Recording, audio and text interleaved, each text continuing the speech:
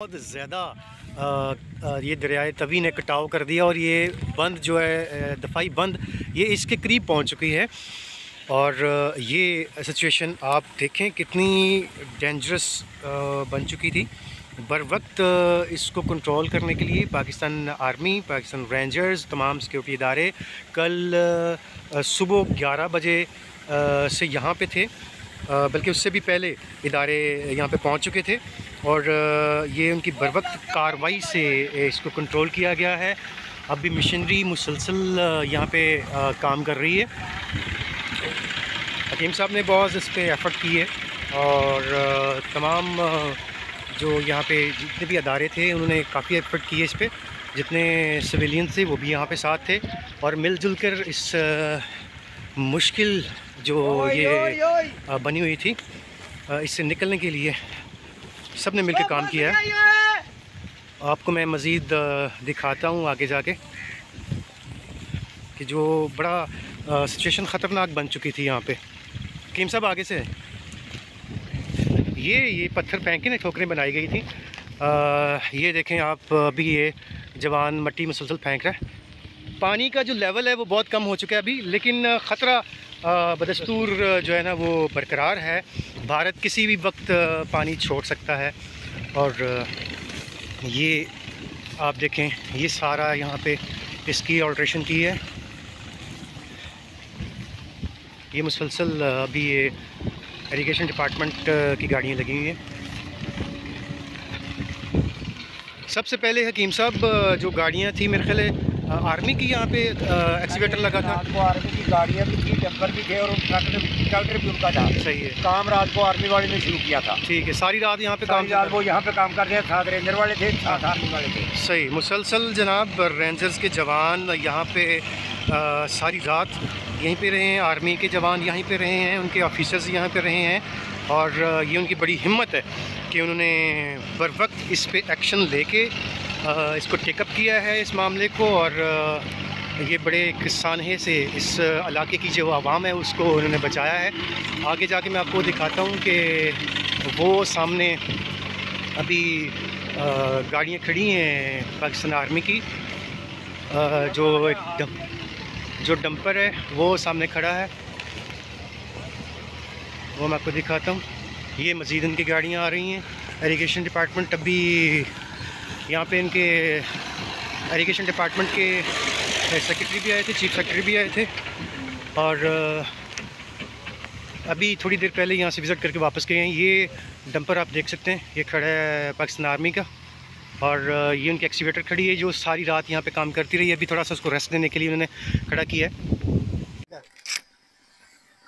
अस्सलाम वालेकुम नाज़रीन, हम लोग यहाँ पे खड़े हैं जो एक दफाई बंद जो टूटा था। हम लोग इस पे तकरीबन 1.5 साल से प्रोग्रामिंग कर रहे थे कि जो तवी का बंद है वो टूट सकता है और जब टूटेगा तो पूरा सियालकोट इसका जो है ना उसको अफेक्ट होगा। और वही हुआ।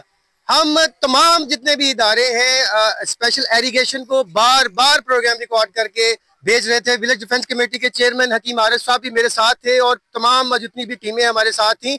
और ये जो खतरा है इसका हम लोग बर वक्त आगाही कर रहे थे कि ये आ सकता है, ये हो सकता है, ये हो सकता है। लेकिन जितने इरिगेशन डिपार्टमेंट ने इसका बिल्कुल भी कोई नोटिस नहीं लिया, सिर्फ आए और कह लें कि फोटो सेशन किया और चले गए। और वहाँ पे जितने भी कह लें कि लोग मौजूद थे ये इस बात के वो शाहिद हैं कि उन्होंने कहा जी हम लोग मशीनरी भेजते हैं। खैर हकीम साहब से पूछते हैं, सारे मामले को हकीम साहब जानते हैं क्योंकि ये खुद विलेज डिफेंस कमेटी के चेयरमैन है, टेकअप कर रहे थे इस मामले को।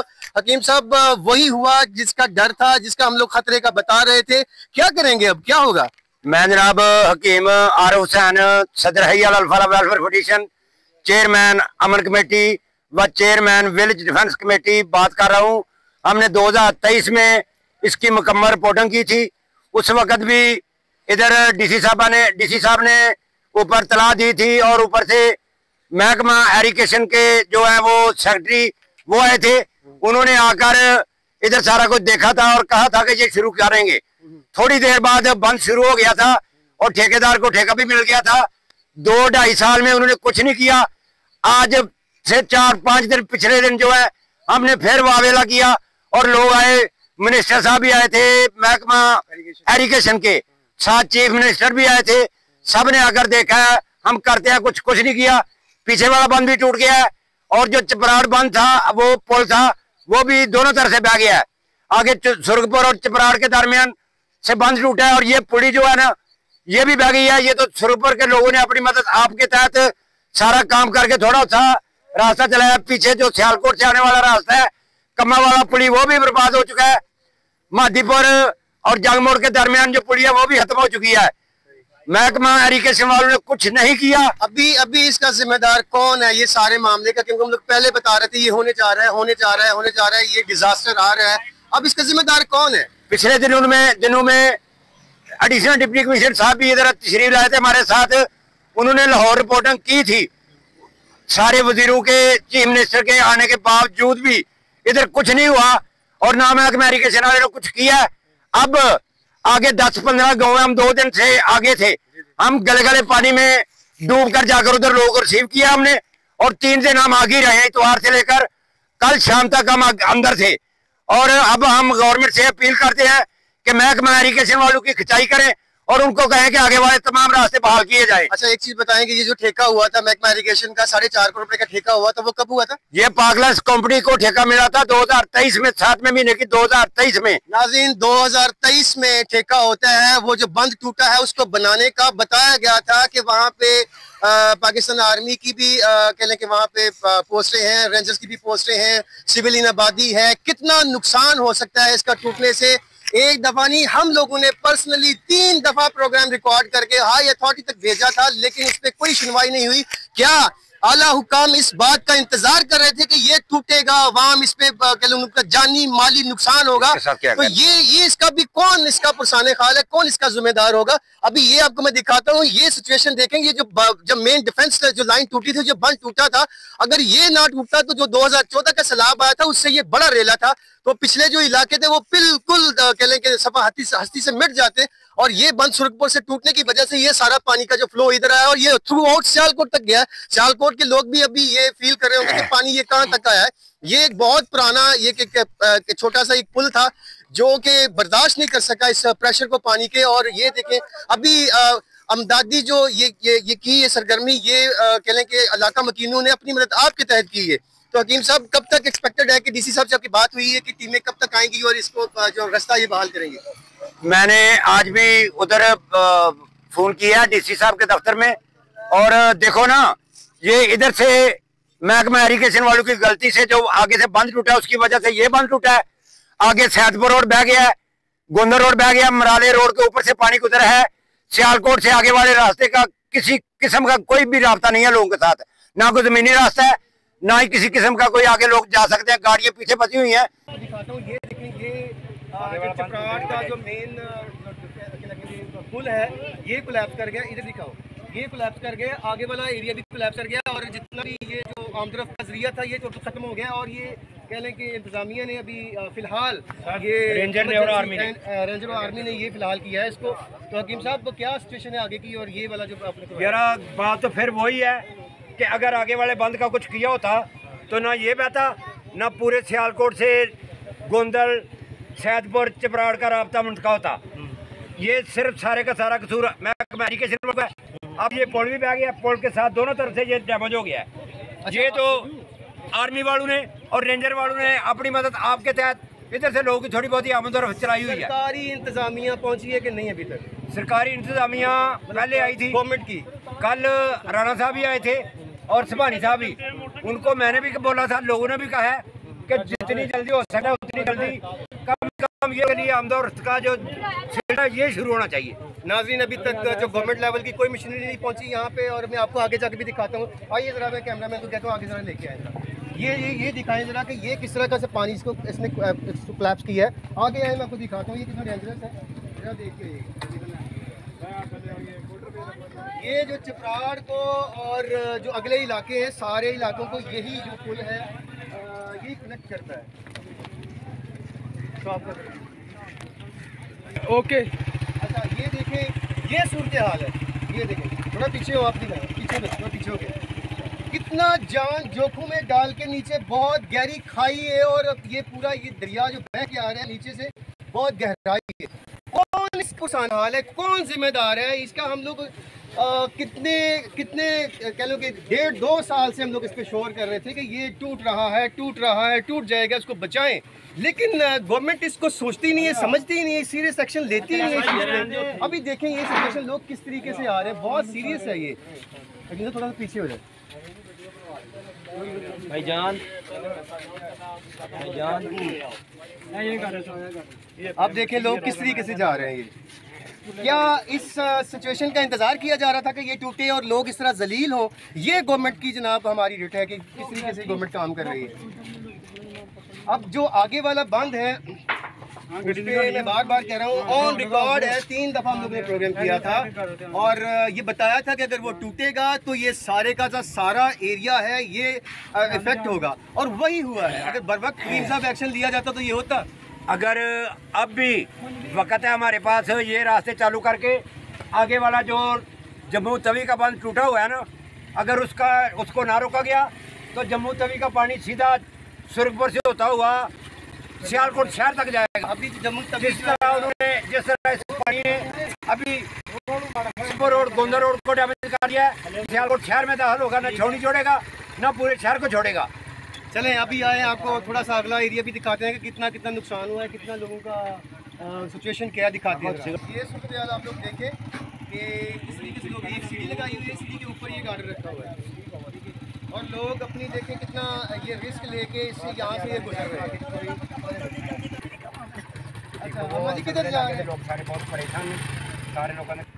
अच्छा ये बुजुर्ग खातून जा रही है, अम्मा जी किधर जा रही है ये लेके, और क्या ये हमारा सामान है, इधर ही कारोबार है हमारा। ठीक है, जल्दी तो जल्दी पुल तमीर होना चाहिए ताकि इन लोगों को आसानी हो जाए चलने फिरने की, ताकि सारा इधर ही कारोबार है। ठीक है, हम लोग बहुत परेशान हैं पानी की वजह से। चले इंशाल्लाह बच गया इंशाल्लाह ताला, अल्लाह जाने किसकी वजह से बचा, किन लोगों की दुआ से बचा, नमाजों की वजह से बचा है, किन लोगों से बचा है। अगले इलाके दे पानी कितना के लोगों ने घर गया इलाके में जल्दी तो जल्दी पुल तमीर होना चाहिए। बहुत मेहरबानी होगी मरियम नवाज, बहुत शुक्रिया।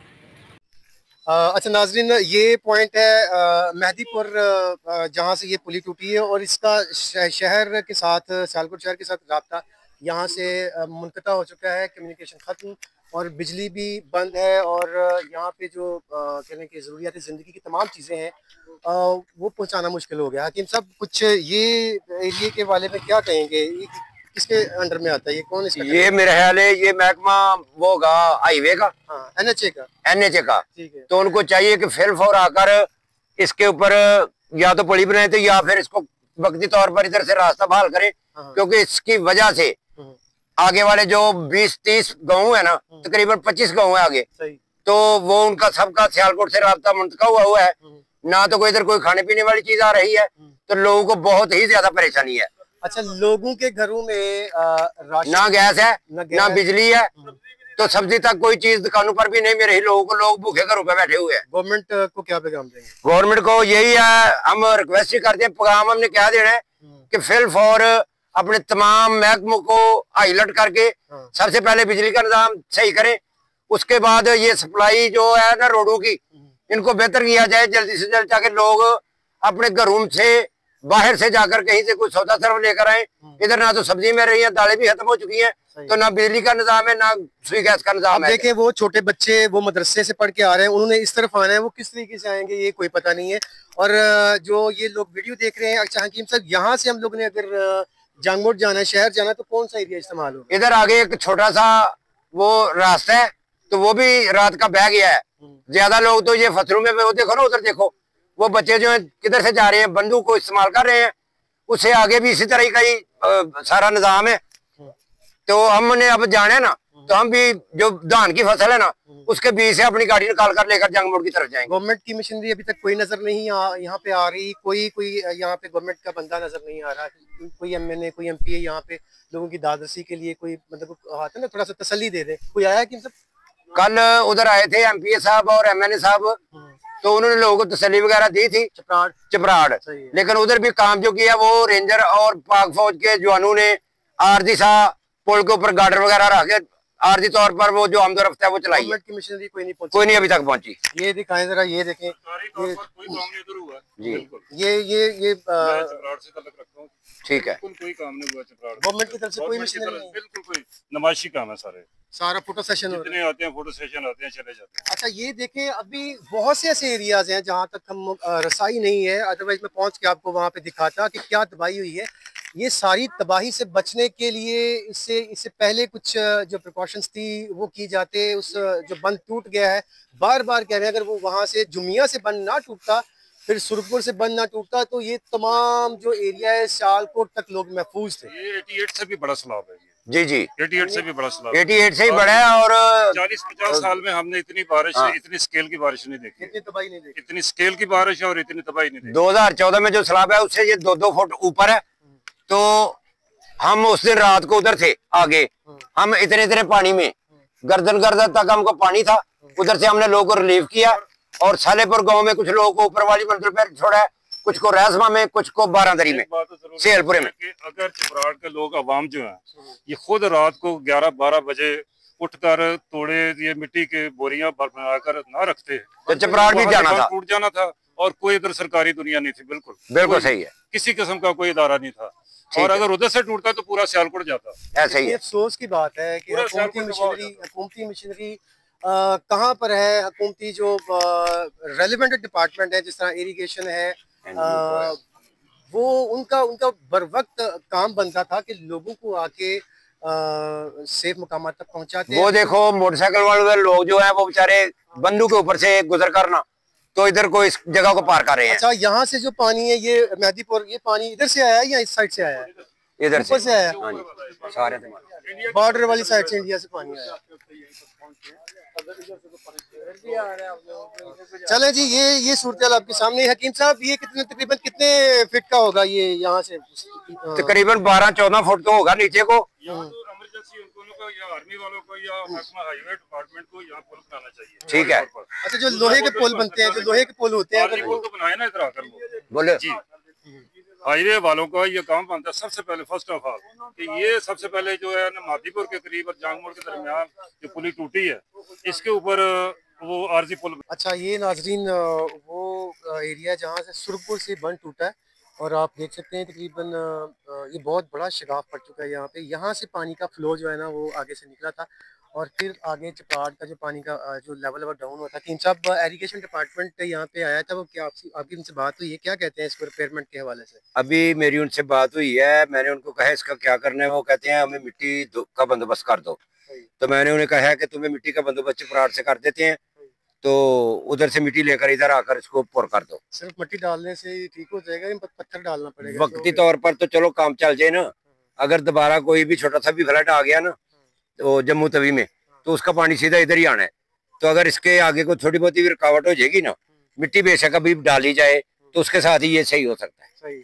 चले देखें आप लोग, ये सारा कितनी डेंजरस सूरत हाल है। तकरीबन 40-50 फीट का तकरीबन हकीम साहब होगा ये जो शगाफ पड़ा है? जी जी 50 फुट से ज्यादा का है। 50 फीट से ज्यादा का ये शगाफ है, और बहुत बड़ा कह लें कि ये पानी का रेला, जहाँ इसको तोड़ के ये सुरखपुर गांव से आगे गया है। आगे इलाके जो है, कौन कौन से इलाके में आगे पानी गया? सारा आगे गया है। पहले सबसे पहले तो इसने जो चपराड़ और सुरखपुर वाला रोड था ना, उसके ऊपर एक पुरानी पुली बनी हुई थी, उसको इसने डैमेज किया, वो मुकम्मल खत्म हो गया, वो बह गई है। सही है। आगे चलकर ये तमाम रोडों को मुतासर करता हुआ गोबेचक रोड पर गया है, उधर जाकर भी पुलियां डैमेज करके उधर का भी रास्ता बिल्कुल बंद है। उससे आगे फिर ये गया है गोंदर रोड पे। गोंदर रोड पर भी इसने कितनी पुलियां बहा दी हैं। पूरे सियालकोट में पानी गया, यानी कि वही खतरा जिसका हम लोग पहले कह रहे थे कि इसको बर वक्त जो जुमिया वाला बंद है उसको रिपेयर किया जाए। जी जी, तो पत्थर डाले जाएं।